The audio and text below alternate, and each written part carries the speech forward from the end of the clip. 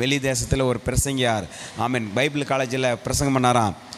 அவர் சொன்னாராம், நான் எப்பவுமே நான் ஓட்டாண்டியாக போவதில்லை, நான் தெருவோடில் போவதில்லை, நான் சாப்பாட்டுக்கு கையேந்துவது இல்லை, நான் நல்லா இருப்பேன், நல்ல ஆசீர்வாதமாக இருப்பேன் அப்படின்னு சொல்லிட்டு அவர் சொன்னாராம்.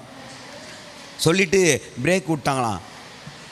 பிரேக் விட்டு போயிட்டு வந்த பிறகு அவர் கேட்டார். நிறைய பேர் பேசினாங்களாம், அந்த மனுஷனுக்கு என்ன நடக்குன்னு தெரியாது, இவர் நல்லா இருப்ப சொல்கிறாரு. இன்றைக்கி இருக்கிற மனுஷன் நாளைக்கு நிலைமை மாறி போகுது.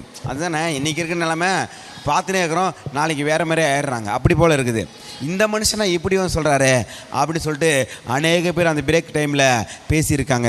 மறுபடியும் பிரேக் முடித்து மறுபடியும் அந்த பிரசங்கியார் முன்னாடி வந்து சொல்கிறாராம், நீங்கள் நிறைய பேர் பேசியிருப்பீங்க, என்ன மனுஷன் யாருக்கு எப்போ என்ன வேணால் நடக்குமே என்று ஒரு பெருமையாக பேசிக்கிறேன் என்று நீங்கள் சொல்லியிருக்கலாம். அவர் சொன்னார், நான் சொல்லவில்லை, கர்த்தரின் மேய்ப்பராக இருக்கிறார், நான் தாழ்ச்சி அடைவதில்லை.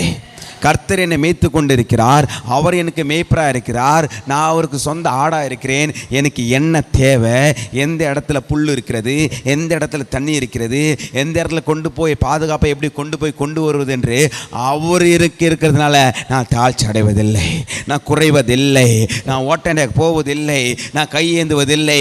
உன் அப்பத்தையும் தண்ணீரும் ஆசீர்வதித்து உன்னிடத்திலிருந்து வியாதியை விலக்குவேன்.